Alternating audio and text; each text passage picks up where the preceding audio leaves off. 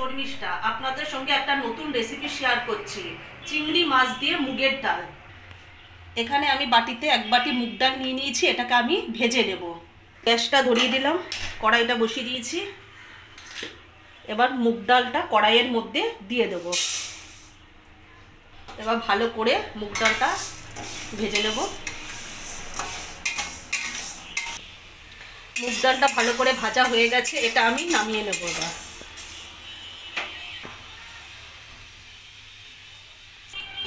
মুগ ডালটা ভালো করে ধোয়া হয়ে গেছে, এবার এটাকে সেদ্ধ করে নেব নুন। মুগ ডালটা এবার আমি প্রেসারে একটা সিটি দিয়ে নেব। একটুখানি নুন দিয়ে দিলাম। এবার জল দিয়ে এটাকে সিদ্ধর জন্য বসিয়ে দেবো গ্যাসে।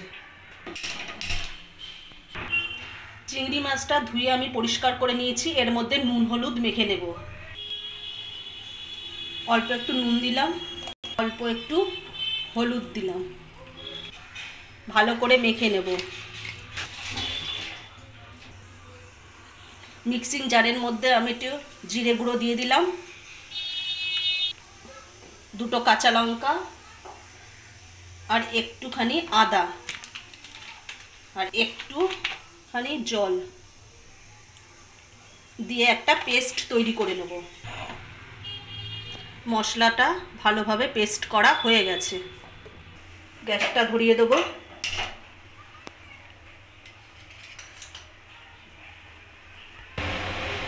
কড়াইটা ভালোভাবে গরম হয়ে গেছে, এর মধ্যে আমি তেল দিয়ে দেবো। তেলটা গরম হয়ে গেছে, গ্যাসের ফ্লেমটা একটু আস্তে করে দিয়ে নেব। এবার কড়াইতে আমি একটা তেজপাতা দিয়ে দেবো, গোটা জিরে, একটা শুকনো লঙ্কা মেখে ফাটিয়ে নিয়েছি, অল্প একটু দারচিনি, একটা ছোট এলাচ আর একটা লবঙ্গ, এগুলোকে আমি সব আগে ভেজে নেবো ভালো করে।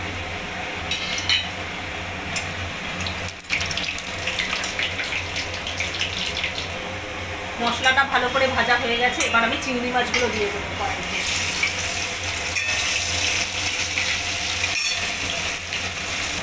চিংড়ি মাছগুলো ভালো করে ভাজা হয়ে গেছে, এর মধ্যে যে পেস্ট করে রেখেছিলাম মশলা, সেটা দিয়ে দেবো কড়াইতে।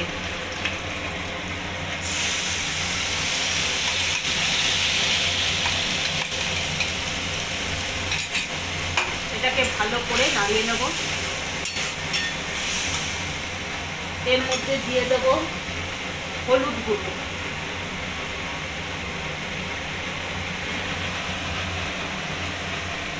আর তার আমি নুন দিয়েছিলাম, এর জন্য অল্প পরিমাণ এখন নুন দেব। এটাকে ভালো করে কষিয়ে নিচ্ছি মশলাটা দিয়ে। মুগ ডালটা ভালোভাবে সেদ্ধ হয়ে গেছে, এর মধ্যে আমি একটু জল দিয়ে ভালো করে ডালটাকে ঘাটিয়ে নেব। জল দিয়ে দিলাম, ভালো করে নাড়িয়ে নেব। এই জলে বেশি জল দেওয়ার দরকার নেই, ডালের মধ্যে অল্পই জল দেব আর দিয়ে ঘাটিয়ে নিচ্ছি, কেন এটা মাখা মাখা হবে। মশলাটা ভালো করে হয়ে গেছে, ওর থেকে তেলও ছেড়ে দিয়েছে। এবার আমি সিদ্ধ করে রাখা মুগ ডালটা দিয়ে দেব। এবার ভালো করে নাড়িয়ে নেব।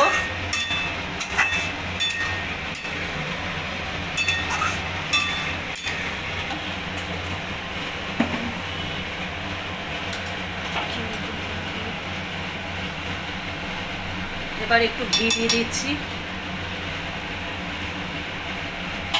এর মধ্যে আমি একটু চিনি দিয়ে দিয়েছি আর ঘি দিয়ে দিয়েছি, আর একটু দেব গরম মশলা। এবার গরম মশলাটা দিয়ে দিচ্ছি। এবার ভালো করে নাড়িয়ে নেব। আমাদের চিংড়ি মাছ দিয়ে মুগের ডাল একেবারে রেডি হয়ে গেছে। চিংড়ি মাছ দিয়ে আমার মুগ ডাল হয়ে গেছে, এবার আমি নামিয়ে নেব। আজকে আমাদের যদি ভিডিওটা ভালো লেগে থাকে তাহলে অবশ্যই লাইক, কমেন্ট, শেয়ার এবং সাবস্ক্রাইব করতে ভুলবেন না।